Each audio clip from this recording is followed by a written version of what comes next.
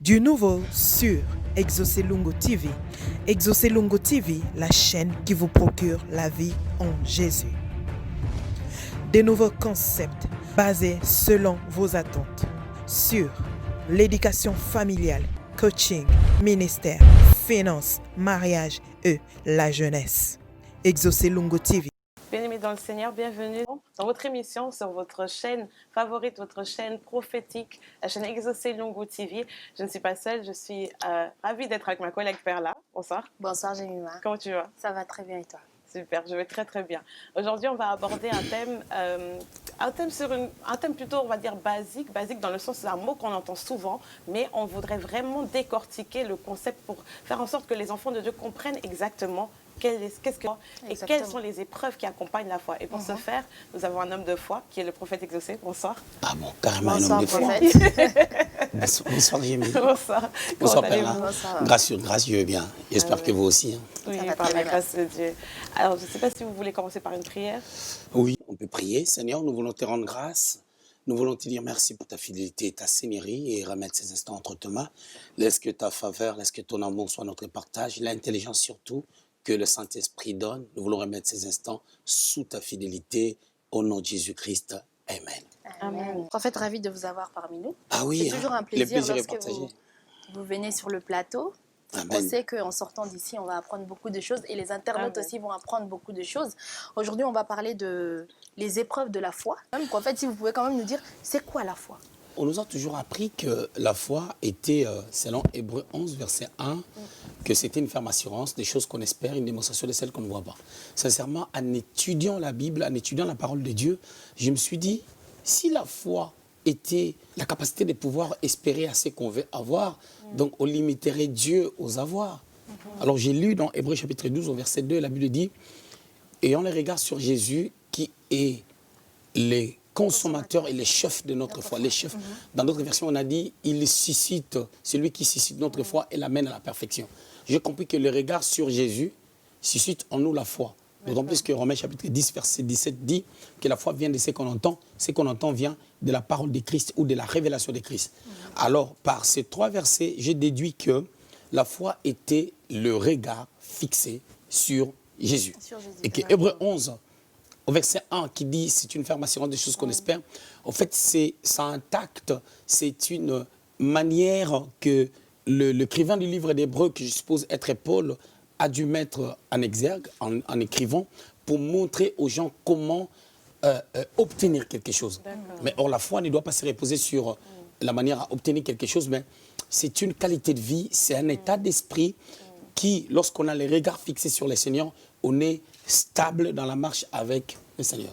Mais dans ce cas, alors, prophète, les personnes qui n'ont pas le regard sur Jésus n'ont pas la foi. Tu ne peux pas dire que tu as la foi si tu n'as pas le regard sur Jésus. Pourquoi? Parce que la Bible dit dans Hébreux, c'est une belle question, hein, dans Hébreux chapitre 12, verset 2, qu'il est le chef. C'est lui qui suscite la foi. Qui apprend à un enfant comment parler, comment faire des choses? C'est la maman. D'accord. C'est-à-dire, la maman, tu as un enfant, tu lui parles. C'est un bébé, tu lui parles, fais ceci, fais cela. L'amour que tu lui transmets, c'est l'amour qu'il donnera aux gens. Un enfant abandonné, qui grandit seul, ne peut pas dégager cet amour-là parce que cet enfant-là ne connaît pas. C'est-à-dire, ce que tu donnes à l'enfant, c'est ce que l'enfant fera. Ok. Quand tu le pousses même à marcher, c'est pas que tu vas prendre son pied pour le pousser vers l'avant, mais tes paroles. C'est là où j'ai dit que c'est les regards sur Jésus. Et quand on dit c'est le regard sur Jésus, on dit la foi vient de ce qu'on entend, ce qu'on entend du Seigneur. Et cela suscite une foi en nous, ça nous permet de pouvoir être stable. C'est très important. Parce que notre foi, Dieu nous aide même à avoir la foi. Mais c'est nous-mêmes qui ne voulons pas. Pourquoi? Parce qu'on dit, dans Hébreux chapitre 12, verset 2, qu'il suscite. C'est lui qui suscite la foi. Quand est-ce qu'il suscite la foi? C'est lorsque on dit, non, je dois donner ma vie au Seigneur. Quelque part, on croit qu'il y a un être supérieur, il y a un Père, même si je n'ai pas de Père, mais Dieu est mon Père. Et qu'est-ce qui va se passer? Il dépose quelque chose. Ce sentiment-là qu'on manifeste pour donner sa vie au Seigneur, reste une foi, reste une base qui commence à construire notre vie. On croit à des choses qu'on n'a pas encore vues. On croit qu'un jour Jésus reviendra. On croit qu'un jour on va aller au ciel. on croit que, vous remarquerez que l'homme est doté de plusieurs capacités. Tu peux avoir un mari, c'est quelqu'un que tu ne connaissais pas, il y a quelques années en arrière, tu faisais ta vie seule, vous vous connaissez à 1 mois, 2 mois, 3 mois, 4 mois, une année, vous vous mariez, tu dors, tu ouvres les yeux comme ça, la personne à côté de toi, tu dis, mais attends, il aurait pu me tuer au milieu de la nuit. Mais cette confiance-là vient d'où? Moi, je dirais que Dieu a créé l'homme en déposant des croyances en lui, une espérance, même à des choses qu'il ne voit pas. C'est-à-dire, tu fais confiance à quelqu'un, vous faites des enfants, la vie continue, tu es sûr même que non, lui, là, il ne peut pas me faire mal, il ne peut pas me tuer. Tu comprends un peu? C'est-à-dire, c'est quelque chose de glorieux. Je dirais même, sincèrement, en parlant par rapport à ta question, ça m'a fait comprendre à moi-même que, avant même que nous donnions notre vie au Seigneur, Dieu est tellement bon, il dépose quelque chose en nous. Je viens, je m'assois ici, je suis sûr que je ne tomberai pas.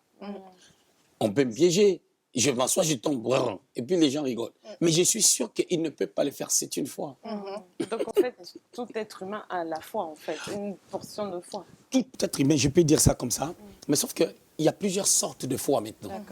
Lorsqu'on veut commencer à définir maintenant les sortes de foi, je peux dire, l'exemple que j'ai donné par rapport à la chaise, c'est une foi naturelle.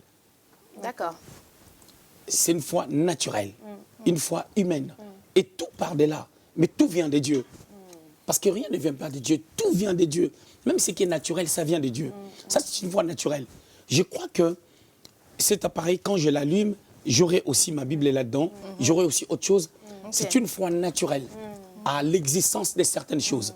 Alors, si on peut avoir dans ce monde une foi naturelle, pourquoi on ne peut pas avoir la foi en Dieu qui est bon, qui est parfait, qui est merveilleux et qui nous garde? Disons, quand on parle du fait que la Bible dit que Dieu a déposé une portion de foi en chacun d'entre nous, est-ce qu'il peut arriver dans la vie d'un enfant de Dieu qui se retrouve qui n'a plus la foi? Oui, il peut arriver dans la vie d'un enfant de Dieu, on remarque que la personne n'a plus de foi, n'a plus la foi. On peut remarquer. Qu'est-ce qui fait ça? Il y a pas mal de choses qui amènent des chrétiens à perdre la foi, c'est-à-dire à perdre cet état d'esprit. Ça peut être les épreuves, premièrement. Ça peut être les incompréhensions. Je dis bien les incompréhensions. Parce que quand il y a une incompréhension, c'est toujours... soit on n'a pas compris quelqu'un, soit on ne s'est pas fait comprendre. Les incompréhensions, ça peut être les échecs. Les échecs sur base de ce qu'on veut avoir. C'est pour cela que je disais tout à l'heure, à Perla, que si notre foi ne se repose que sur ce qu'on veut obtenir, on va baisser les bras. Parce que la foi doit être sur le Seigneur. Et le Seigneur même, tu sais que le Seigneur, quand il mourait à la croix, c'est qu'il a aidé à monter à la croix, à supporter cette souffrance. Tu sais que c'est la foi.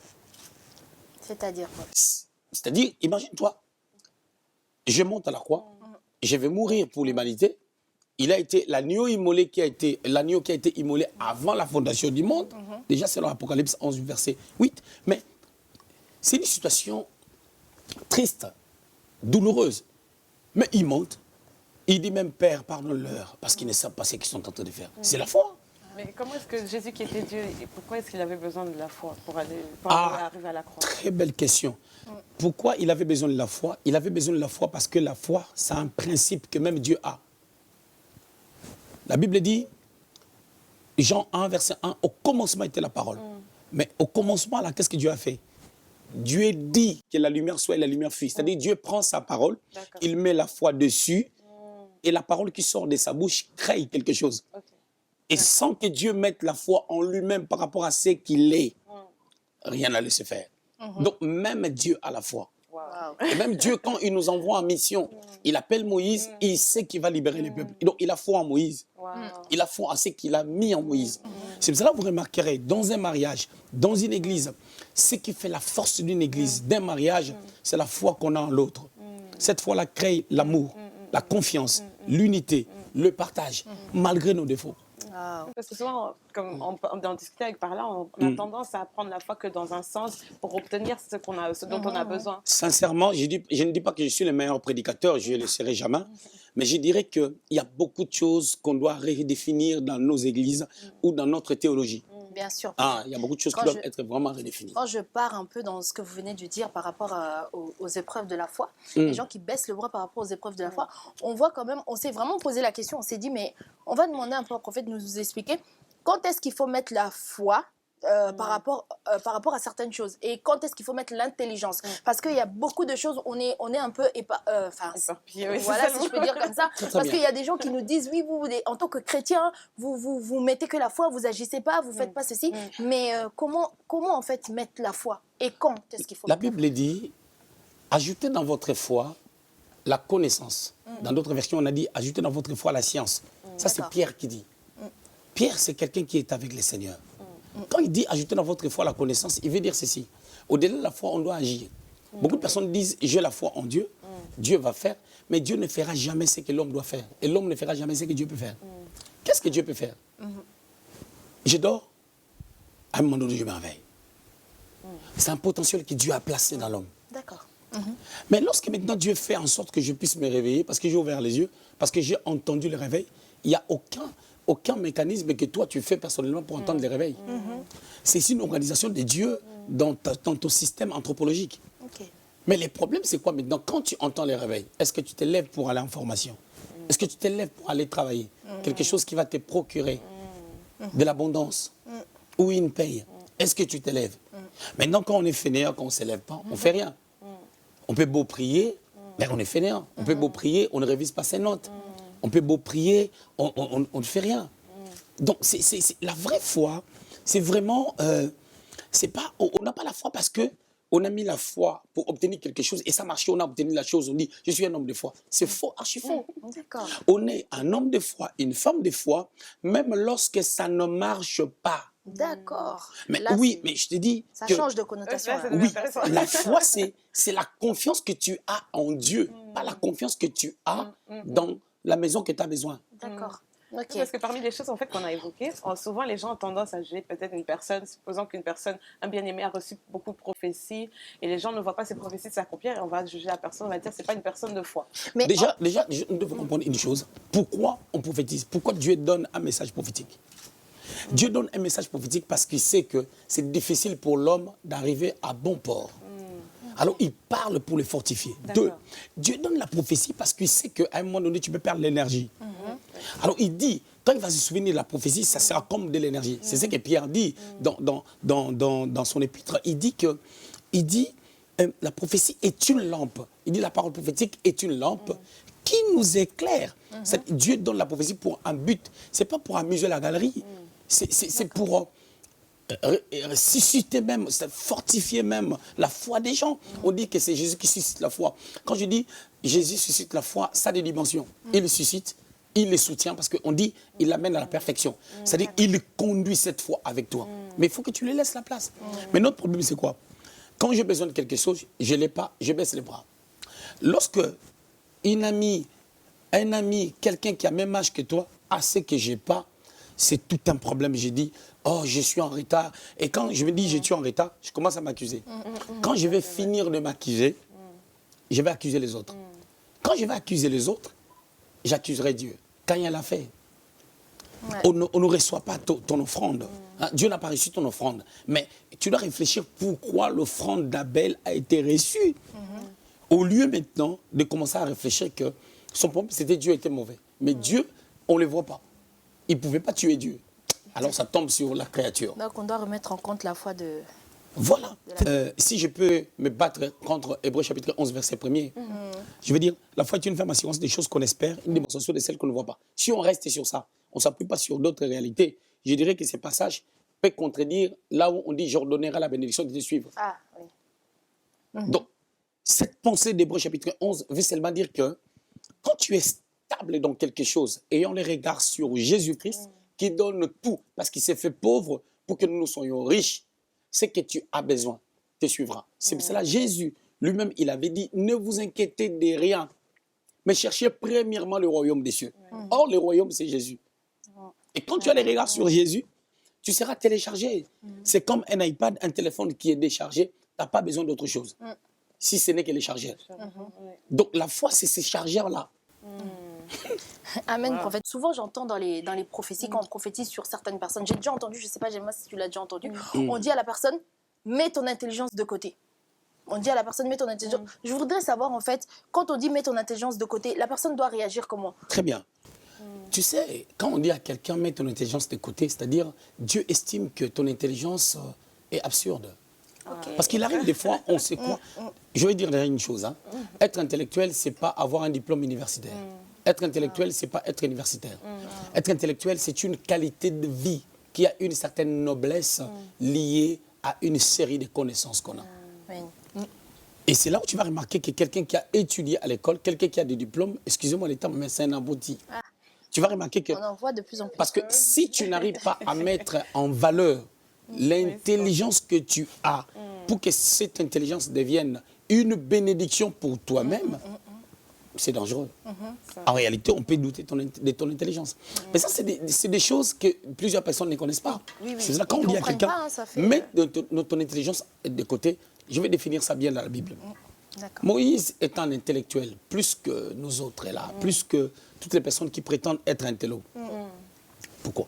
Moïse a étudié dans la meilleure école du monde, en Égypte. C'est là où l'algèbre a commencé, en Égypte. C'est là où on a commencé l'embaumement. En Égypte, on pouvait embaumer un corps pendant 3000 ans. Le corps est intact. Tout ça, ça a commencé là-bas. Moïse a étudié là-bas. Il est en train d'être préparé pour être pharaon. Mais ce Moïse-là se retrouve devant les buissons ardents. Il était stupéfait. Il voit les buissons, tout un tas d'arbres en feu. Et un ange parle à l'intérieur. Mais bizarrement, il voit que les feuilles restent vertes. Ça ne se consume pas. L'arbre ne se consume pas, mais il y a le feu. Il était choqué. Il était intello. Et là, Dieu est en train de lui dire, Moïse, enlève tes chaussures, enlève ton intelligence. Ici, c'est les surnaturels. Maintenant, beaucoup de personnes, quand ils interprètent ça, les chaussures, ils parlent du péché. Mais si je rentre vraiment dans les contextes, est-ce que Moïse, après avoir resté avec un sacrificateur Jéthro, est-ce que c'était vraiment un problème de péché? Je dirais que c'était un problème de conception.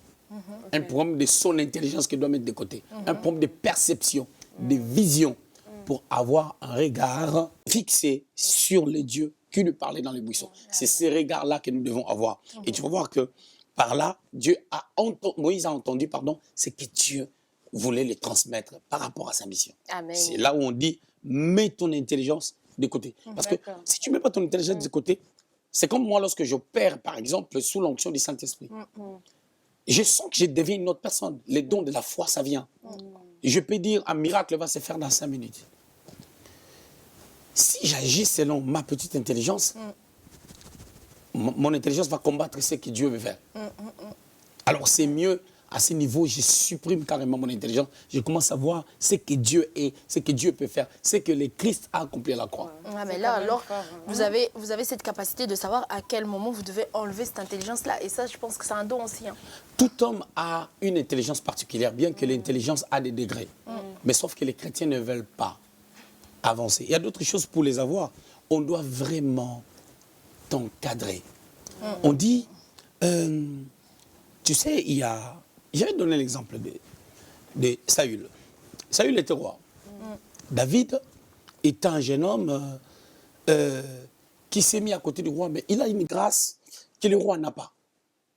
Mais il devait, ça, c'est une phase que les gens sautent. Que Saül a préparé David à la royauté. 1 Samuel chapitre 16, on dit, à partir du 18e verset, je crois jusqu'au 22e verset, on dit qu'il était devenu porteur d'armes de Saül. C'est-à-dire porteur d'armes, il était avec lui comme je suis avec le berger Eric. Saül lui apprenait des choses. Tu sais, il faut faire attention à ça. Tu sais ceci, tu sais cela.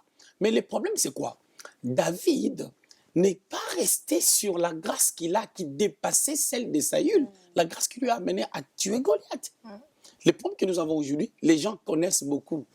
Et quand tu dois l'encadrer, tu ne peux pas. Parce que les gens connaissent, or qu'ils ne connaissent pas. David connaissait, mais il ne s'est jamais mis à la place de quelqu'un qui connaît. Saül l'a coaché pendant longtemps. Mais je suis théologien, ça a pris du temps pour que Saül commence à avoir un mauvais regard sur lui, à chercher à le tuer. Mais ça a mis du temps.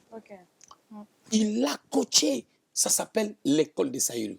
L'école de Saül, c'est comme ça a amené David à avoir bac plus 3 avant qu'il aille maintenant faire la licence. Donc il devait faire d'abord le bachelor, donc, ou le BTS. L'école de Saül, c'était une école où on lui apprend des choses. On lui apprend des choses. Après la deuxième école de Saül, pour la licence, ça a été maintenant la jalousie de Saül. Maintenant, la jalousie, il a été bon pour moi. Est-ce que moi, je dois être dans quel état? Il veut me tuer. Est-ce que moi, je dois le tuer? C'est là où David, il a bien passé ses examens. On peut dire que c'est une épreuve de la foi.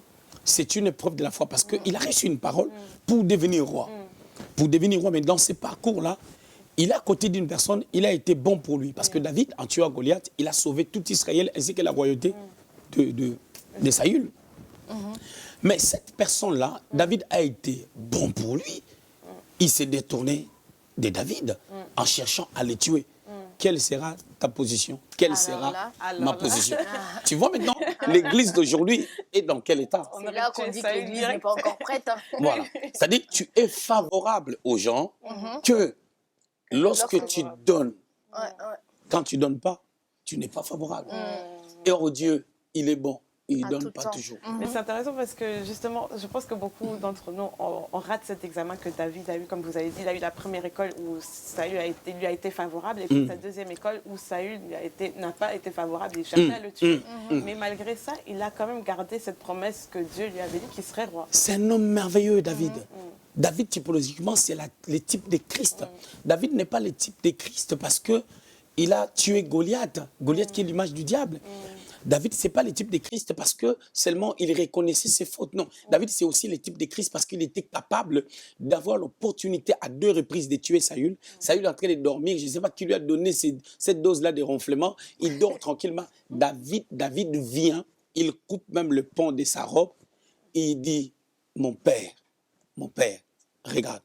Wow. Tu as voulu me tuer à plusieurs reprises. Les théologiens disent 21 fois. Wow. Saül a tenté de le tuer. Mais il a eu les opportunités, les gens qui étaient avec lui l'ont encouragé. C'est pour ça que nous devons faire attention avec 2 amis que nous avons. Nous avons toujours 2 amis. La première amie, c'est nous-mêmes. Tu ne vois pas que. Hein, tu ne vois pas que. Si tu vois pas que. Tu vois pas que. Il les tuer. Mais il a eu les opportunités, les gens qui étaient avec lui l'ont encouragé. C'est pour ça que nous devons faire attention avec 2 amis que nous avons. Nous avons toujours 2 amis. La première amie, c'est nous-mêmes. Tu ne vois pas que. Hein, tu vois pas que. Si tu vois pas que. Tu vois pas que. Mm. Le deuxième ami, c'est une tierce personne qui peut te parler. Donc, David est resté comme le Christ qui a dit pardonne-le. C'est comme s'il disait, mon père, moi je te pardonne, je ne peux pas mettre la main sur toi. Si David avait mis la main sur Saül, je vais vous dire un truc qui choque. Il n'allait pas devenir roi. Quelqu'un allait le tuer. Parce que l'huile qui... Écoute, la Bible déclare... Le mec a dit, dans Genèse, je crois, chapitre 4, il a dit, le mec a dit, il avait 2 femmes, Ada et une autre personne encore, il a dit, dans ma blessure, j'ai tué une personne. C'est-à-dire, je voulais seulement dire que une personne comme David, le cœur qu'il avait, s'il avait tué, on allait le tuer. Pourquoi? Parce qu'on dit que Dieu dit, Caïn sera vengé 7 fois. Si Caïn doit être vengé 7 fois, lui qui était mauvais, si Saül était mauvais, il allait être vengé 14 fois. Wow. Parce que Caïn n'était pas roi, Saül était roi. La royauté. Tout roi, tout président de la République bénéficie d'une mesure de grâce. C'est là où tu verras dans une république, même si les présidents volent, on ne peut pas juger les présidents lors de son pouvoir. Il faut qu'il quitte son mandat, il faut que son mandat finisse afin que cette protection, cette grâce, cette mesure de grâce puisse tomber afin qu'on le juge. Donc Saül est un roi. Quand tu le tues, pendant qu'il est sur son trône et que toi aussi tu as l'huile sur ta tête, tu combats la même huile. Parce que l'huile qui est sur la tête de Saül, c'est la même huile qui est sur la tête de David. En plus, ça a été reçu par la même personne qui les avait donné ça. Il faut savoir que tu vas combattre ton propre huile. Wow. On a tous la même huile, mais sauf que l'huile là, sur nos têtes sont différentes. C'est nos têtes qui changent la connotation des huiles. Mais l'huile reste la même. Mais si maintenant David avait tué Saül, je te dis, il n'en est pas devenu roi. Et la Bible nous le démontre, la personne qui a mis la main sur Saül, bah, il a été tué après. Comment? Exactement. D'ailleurs, la personne qui l'a tué, comme tu l'as dit, lui-même, il était mort. Wow. Parce que c'est loin de Dieu. C'est des erreurs qu'on voit dans la vie des enfants de Dieu, trop pressés, on va trop vite en besogne. On a un problème d'enseignement. On a un problème d'enseignement. Il faut regarder la vie des gens. Je vais vous raconter une histoire. Vous savez, dans ce monde, on parle d'Hitler. Quand on parle d'Hitler, tout le monde. Mais Hitler, il a une face A et une face B. Vous savez, Hitler, c'est qui lui a amené dans ça? Des blessures. Ça a blessé par des Juifs. Et il avait la rancœur contre les Juifs. Mais ces blessures n'ont pas été traitées. Parce que ces blessures n'ont pas été traitées. C'est ça qui lui a créé des problèmes. Il s'est vengé. Mais les problèmes de Saül, je dirais, Saül, ça a un blessé. Ça a un blessé face à ses échecs dans sa marche avec Dieu. Quand on dit on l'a rejeté, il a été blessé. Mais David n'a jamais été blessé. Ce n'est pas un blessé. C'est pas un blessé. C'est là que tu remarqueras que David, tellement qu'il n'était pas blessé, quand il atteint une dimension où il se retrouve face à Absalom, tout ce qu'Absalom a fait, il n'est pas blessé. Il a compris les jeux. Il est retourné dans l'adoration. Il a retourné, il a commencé à chanter ses psaumes. On vient même dire à l'insulter, c'est Shimei, il dit, peut-être que c'est Dieu qui l'a demandé. Il n'était pas blessé. Et tu vois, si tu lis en Samuel 15, 16, tu vas voir que il n'avait pas de mauvais propos, parce qu'il n'est pas blessé. Oh, voilà, là, c'était merveilleux, prophète. Donc, on a pris des exemples des serviteurs, vraiment des serviteurs de Dieu. Mais tout homme, en tant que chrétien, doit absolument passer par des épreuves. Très belle chose. La Bible dit, ayez le sentiment qui est en Jésus. Et Jésus est notre modèle. Ça, ce n'est pas une révélation. Tout le monde le sait. Que notre modèle, c'est Jésus. Nous devons marcher comme Jésus était. Oui. Bon, il a dit, un disciple n'est pas plus grand que son maître. Le disciple sera traité comme son maître. Donc, s'il a traversé les épreuves, nous devons nous tous traverser les épreuves. Mais le problème, c'est quoi? Nos épreuves ne peuvent pas se ressembler. Chacun traverse des épreuves selon son appel, selon le degré même de son acceptation. Mais je vais dire quelque chose qui choque quand même. Selon là où tu veux aller toi-même perso. Wow. C'est comme moi. Au-delà de ce que Dieu a prévu pour moi, moi, je vais créer une autre brèche. C'est-à-dire? C'est-à-dire, Dieu a, sans dire, tous mes jours, les jours qui m'ont été destinés, sont écrits dans un livre. C'est-à-dire que Dieu a prévu ce qu'on sera. Mais si on a la foi a la capacité de déplacer les montagnes. Parce que Jésus a dit, si vous avez la foi, comme la graine de moutarde, vous direz à cette montagne. Donc, la montagne d'autrui était placée quelque part. Toi, par ta foi, tu la déplaces. Ce qui veut dire que si ma foi est grande, j'aurai la capacité de déplacer certaines montagnes là où ils étaient pour que les endroits qui vont rester vides deviennent mes propriétés. Waouh! Oh là! Et c'est là où moi j'ai compris. Le seul secret pour que je garde ma foi, c'est de traiter mon cœur. Je traite mon cœur comment? Si quelqu'un qui doit me respecter me dit tu es un imbécile, je dis gloire à Dieu. C'est le travail que je suis en train de faire maintenant. Parce que maintenant, je monte à Golgotha. J'accepte tout. Je fais mon office pastoral et prophétique et je m'arrête là. Tous les restes, j'accepte tout. Parce que je suis en train de traiter mon cœur. Donc, c'est parce que je veux vraiment aller loin. Je veux, si je quitte cette terre, quand on va prendre mon cadavre, on le place quelque part, on dit cet homme a été un serviteur de Dieu. Amen. On voit que pour entretenir donc la foi, c'est le cœur en fait. Il faut avoir un cœur qui n'est pas blessé. Mais la foi, c'est un état d'esprit qui influence notre âme. Et l'âme, là, quand on parle communément du cœur. C'est ce cœur-là maintenant qui doit être équilibré. Et cet équilibre-là, on le trouve seulement en Jésus. Et ce sont des grands secrets. Et quand tu travailles comme ça, quand tu as la foi, les démons ne peuvent même pas. Ils ne peuvent pas. C'est comme une maison où... une maison fermée, mais comment tu vas voir des moustiques? C'est fermé. Les moustiques, comment tu vas voir les moustiques? C'est fermé. Regarde l'environnement européen. On n'est pas dans un pays tropical et c'est difficile d'avoir certaines maladies. Pourquoi? Juste à cause de l'environnement. Donc, créons un environnement spirituel, un environnement de foi et le diable ne sera pas pénétré. Amen. Amen. C'est merveilleux ça. Maintenant, dans les cas, prophète, dans les cas, par exemple, quand vous allez en mission, vous imposez des mains aux personnes malades. vous priez pour eux. On dit que pour être sauvé, enfin pour être guéri, il faut que la personne ait aussi la foi. Mais vous, quand vous y allez, vous savez pas forcément si la personne a la foi ou pas. C'est quand même votre ministère qui rentre en jeu. C'est vrai, le principe légal, c'est la foi. Il y a une deuxième dimension, c'est la qualité de l'onction. C'est pour cela que tu arriveras des fois à avoir dans une atmosphère de gloire, l'onction descend. Quelqu'un n'a pas demandé d'être guéri. La personne se dit, j'avais une forte douleur, la douleur est partie. Oui. C'est là où on a vu d'autres miracles. On était au Congo en 2013 ou 2014, comme ça. Il y a eu des miracles. Moi-même, je me suis dit, non, ici, là, il y a... Dieu est venu faire quelque chose ici, là. Le Seigneur est en train d'opérer lui-même à une dimension où, à la fin, après avoir vu des miracles, il y a des gens qui venaient, les hémorroïdes des sorties.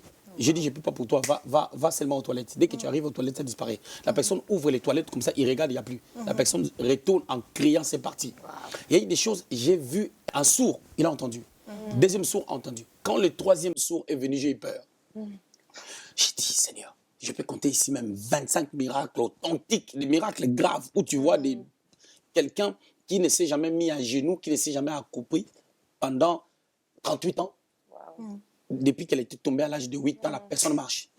Elle a commencé à marcher à genoux dans toute la salle. La personne se tient debout en train de marcher. Tu vois ce genre de choses, tu dis, je voulais finir. Quelqu'un est venu, oh non, elle n'entend pas. J'ai dit, Seigneur. Épreuve de la foi. Pourquoi ces gens de personnes viennent gâter vraiment les choses? Ça, c'était vraiment une épreuve. Oh là là. Le pire, c'est quoi?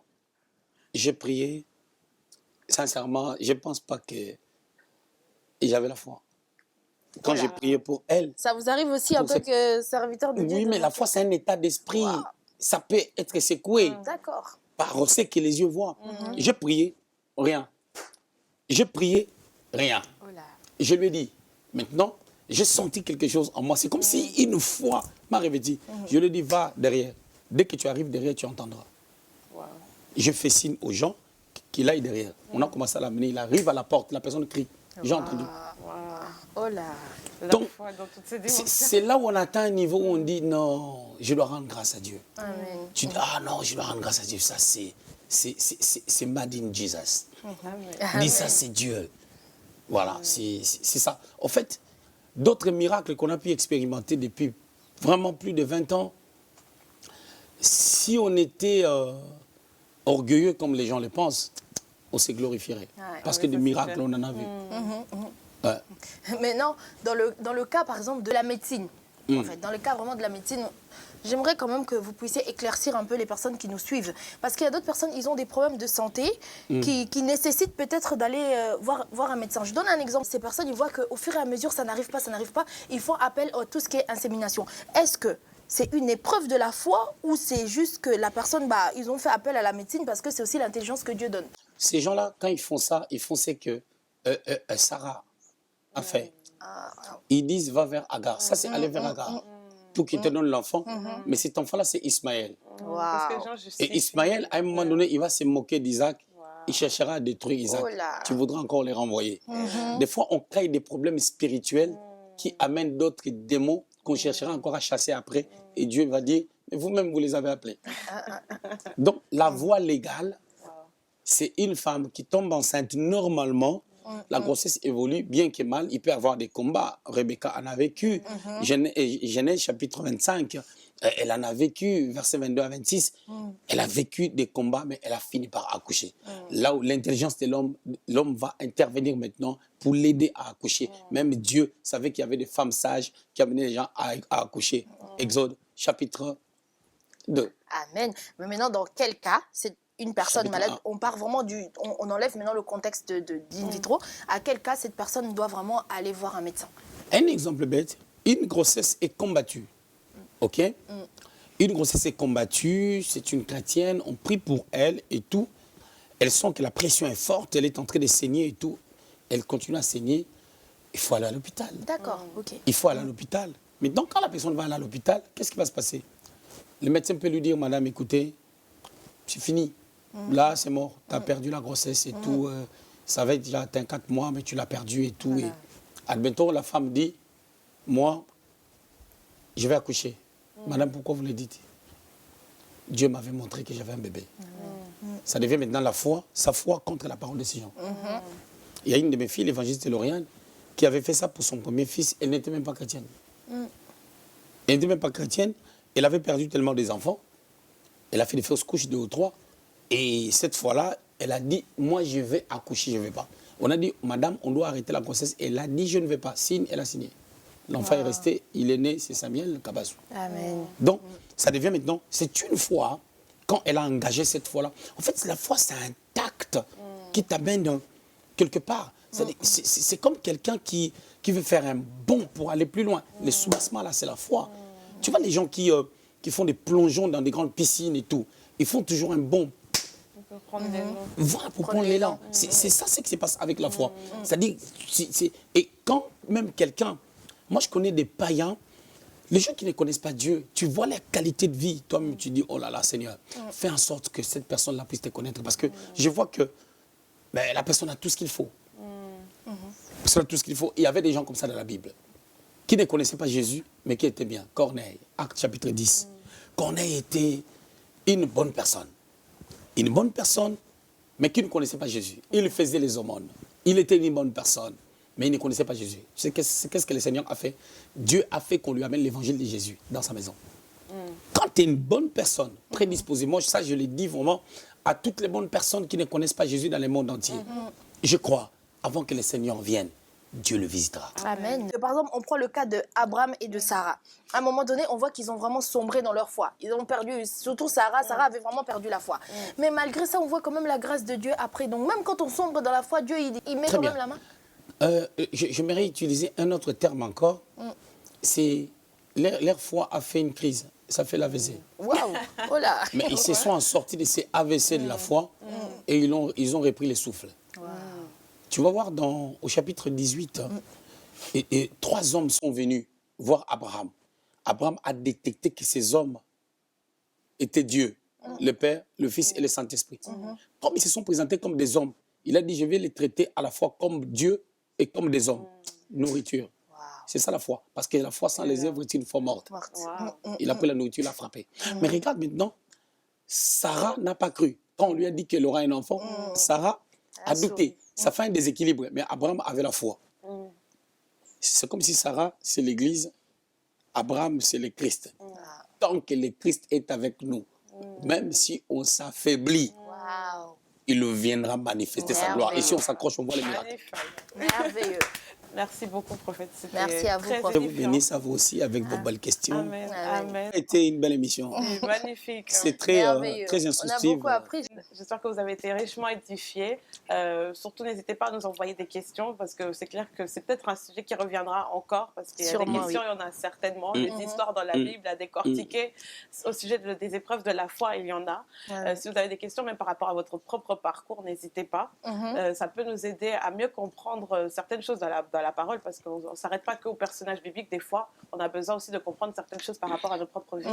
Continuez à nous suivre sur notre page Facebook et sur notre site internet www.exocelungotv.com. Vous pouvez également faire des dons si vous souhaitez nous soutenir et vous verrez encore plus d'émissions sur notre page Facebook et sur notre site internet. À très bientôt Amen. À très bientôt. dans notre prochaine émission. Du nouveau sur Exocelungo TV. Exocelungo TV, la chaîne qui vous procure la vie en Jésus. Des nouveaux concepts basés selon vos attentes sur l'éducation familiale, coaching, ministère, finances, mariage et la jeunesse. Exocelungo TV.